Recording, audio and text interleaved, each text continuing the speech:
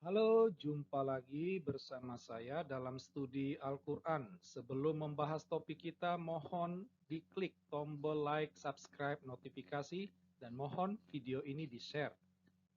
Studi kita kali ini membahas tentang kata ganti yang ada dalam surah Al-An'abiyah ayat 111. Ya, sebelum kita melihat teks ayat 111 ini, terlebih dahulu kami mau mengajak Anda untuk menyamakan dulu persepsi kita. Ada beberapa hal, ada dua hal yang perlu kita samakan, ya, supaya studi kita dapat berjalan dengan baik dan lancar. Yang pertama, kita harus memiliki pemikiran dasar, ya, bahwa Al-Quran itu merupakan wahyu Allah dan Muhammad adalah penerima wahyu. Ya, nah, ini keyakinan Islam. Ya, jika dikatakan Al-Quran itu wahyu Allah, itu berarti yang tertulis di dalam Al-Quran itu adalah kata-kata Allah. Ya, itu. Nah, ini keyakinan Islam dan ini harus kita satukan pemikiran kita, pemahaman kita. Dan Muhammad dilihat oleh umat Islam sebagai satu-satunya penerima wahyu. Nah, berikut kita akan lihat konteks Al-Quran. Di sini kami tidak mau menjelaskan soal konteks historis atau konteks situasi, ya. Kami hanya mau memaparkan konteks, ya, tentang ayat-ayat Al-Quran. Jadi semua ayat Al-Quran itu konteksnya sama, yaitu bahwa wahyu Allah, ya, wahyu Allah itu disampaikan oleh Allah atau oleh Jibril kepada Muhammad, ya. Nah, itu. Jadi ada nih wahyu Allah. Nah, wahyu Allah itu ada yang disampaikan sendiri oleh Allah Subhanahu wa taala, ada juga yang disampaikan oleh Jibril. Nah, entah itu dari Allah Subhanahu wa taala maupun dari Jibril, tetap yang menerima itu adalah Muhammad. Jadi, Muhammad di sini berstatusnya sebagai lawan bicara atau orang kedua, ya. Nah, ini yang harus kita samakan dulu pemikiran dan konsep kita, ya. Nah, supaya studi ini dapat dipahami dengan baik dan benar.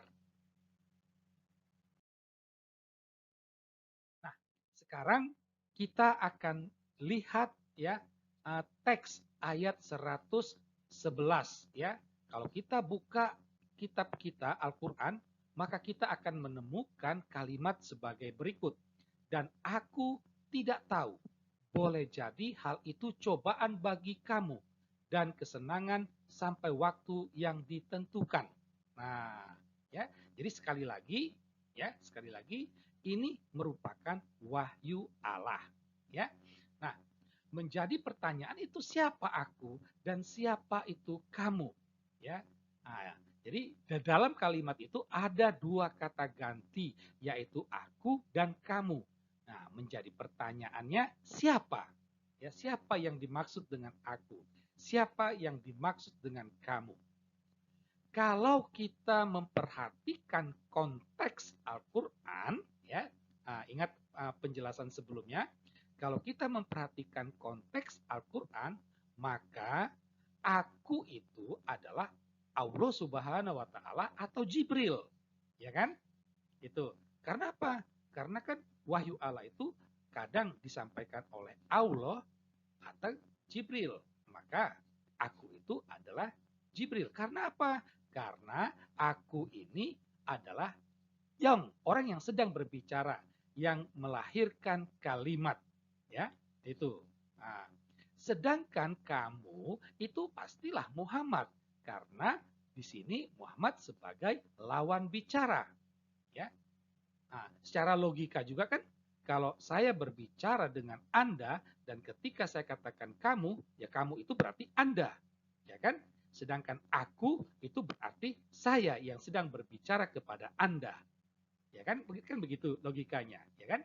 Nah, akan tetapi kalau kita memperhatikan teks di atas, maka aku di sini bukanlah Allah Subhanahu wa taala melainkan Jibril, ya. Dikatakan kenapa bukan Allah Subhanahu wa taala? Karena kata aku di atas itu tidak ditulis dengan menggunakan huruf kapital, ya kan? Biasanya kan kalau kalau Allah Subhanahu wa taala itu harus ditulis dengan huruf kapital, A-nya harus dengan A kapital. Ini kan tidak. Maka dapatlah kita simpulkan bahwa uh, kata aku itu adalah Jibril. Sehingga dengan demikian kita bisa katakan bahwa kalimat kalimat yang ada dalam ayat 111 surah Al-An'abiyah ini waktu itu diucapkan oleh Jibril kepada Muhammad. Nah, kan begitu. Nah, tapi kalau kita nalar secara akal sehat, maka dapatlah dikatakan bahwa kalimat di atas itu murni kata-kata Jibril, bukanlah wahyu Allah. Ya, itu. Dia bukan wahyu.